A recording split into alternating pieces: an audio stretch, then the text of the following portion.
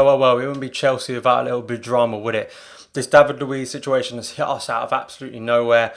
And as I said on Twitter last night, I wanted to hold back on a video. I never think it's a good idea to jump in 2-footed on things because things can change within football, and we've even seen that within transfers this week. You know, Pablo Dybala was apparently going to Manchester United. Now he's not. Christian Eriksen was the same deal.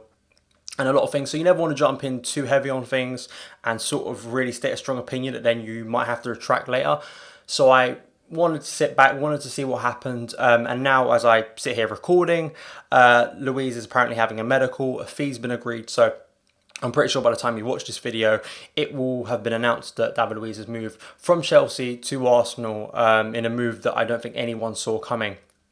Now, just to set the facts straight, L'Equipe originally reported it last night, saying that David Luiz refused to train for Chelsea at Cobham and wants to move to Arsenal. Now, at first, a lot of people were just rubbishing it, including myself. I just thought, L'Equipe, it's not the strongest link, but pretty quickly, as things on social media tend to do, around this time of the year, Matt Law then reported it. And once Matt Law reports something, there is a legitimacy to it. So then it just sped up and more people reporting it. And now we are where we are, where Luiz looks set to become an Arsenal player. Now, I think the main thing, I've seen a lot of reactions to it, a lot of strong reactions to it, wide range of opinions. And of course, social media is always that place where everyone just likes to jump on something.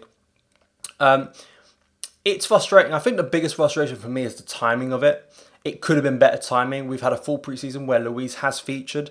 It's not like he's played none of the games. He didn't feature at all against Mönchengladbach, which did surprise me, but he has featured for Frank. So Frank has clearly seen him part of his plans. We don't know how far this fallout, which Matt Law has reported about, or his frustrations have gone back. Now, we did sign a contract back in May, so there's a lot of things that a lot of people have touched on that don't quite sit right, but at the end of the day, it's happened, and Chelsea now have got to deal with it. And I'm actually going to try and put positive spin on it. Now, David Luiz has been a great servant for Chelsea. He was part of that Champions League winning side. And any player that's part of that Champions League winning side is always going to have a very special place in my heart. And he's been a great character for Chelsea. Not only that, he's had some great seasons. He's won nearly everything. I think with the exception of a League Cup, he's won everything for Chelsea. And that is special, and that is something that I think Chelsea fans need to keep in mind. Also, I do think this sort of thing of players move. That's just unfortunately the nature of the game. We all want everyone to be Frank Lampard or JT, and unfortunately that's just not the way the game works. And I think this situation, this transfer itself, reminds me a lot of the Nemanja Matic transfer a few years ago. Luiz moving on sure is a frustration. We are strengthening a rival, giving them a player in a position they desperately need, which will improve them, because I think, Luiz, whatever you say about him, does have those attributes to improve the team he's playing for, as he's proved it at Chelsea for multiple years. Though I do think that, like Matic, considering Luiz's age at 32, we've got the best of him. And I think Matic, at the time when selling him, everyone thought, what are Chelsea doing? Now, if you speak to a lot of Manchester United fans, they're not big fans of Matic. And it became pretty clear to me and pretty evident that he was only going to get maybe one more good year. And I think that's the same with Luiz. And I think that would have happened at Chelsea. And I think probably what Luiz has seen, as what I sort of predict, and predicted and thought was going to happen, is Luiz is going to be eventually phased out of this team. He may have started the season, he may have got game time under Lampard in, maybe like the Gary Cahill situation, eventually downgrades to like a League Cup or the odd Champions League game, or, becomes a cup player more than a regular league player. And he just wants first team football, and there's only one top 6 team that is going to give him that, apart from Chelsea, and that is Arsenal, who of course desperately need strengthening in that position. Flipping on the positive spin, Luiz, his age, I think he's only got 1 year left. Sure, losing that winning experience is not good, but I think on the flip side of this, about this being a season of growth, of development, of getting young players into the squad and giving them the time, what an amazing opportunity this is now for Andreas Christensen, Fikayo Tomori, Kurt Zuma and Antonio Rudiger, who's now going to be one of the senior defenders, especially in centre-back. Those 4 defenders now are going to have the chance to play. And especially Tomori, who I think a lot of us thought may have gone out on loan. if Luiz stayed, he's going to now have a chance to break into the team.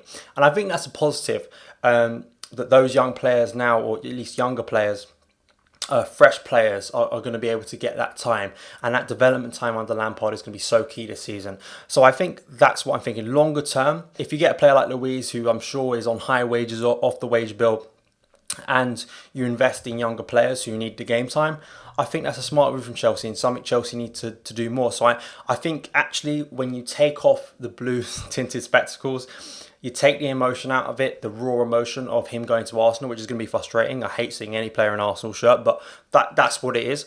And when you actually look at the bigger picture, which I think more people need to do, I actually think this could be a great moment for a lot of our defenders to really break into that side. You know, Kurt Zouma and Andreas Christensen, I think, will likely start the season now, and there'll be a battle on there, just as there will be in midfield. So it's frustrating, isn't it? There's no two ways about it.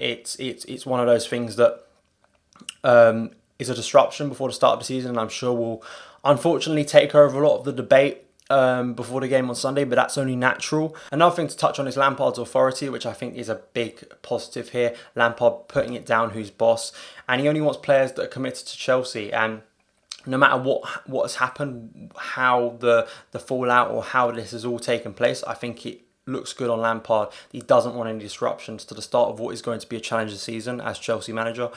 And he's going to get the time to work with players who are clearly more committed, who he clearly feels are going to work better within the system he wants to play. And I think that's only a positive as Chelsea manager. And maybe it may be an early sign that Lampard, because of his time at Chelsea in the past at the top of the game, has this experience with player drama at Chelsea. As I say, we don't know the intricacies of it, so I don't want to make assumptions. But I do think it's good that Lampard is putting his stance down very early on in his Chelsea managerial career. So all of that stuff, I'm sure, will get released maybe in the coming months, and also with Lampard's comments tomorrow.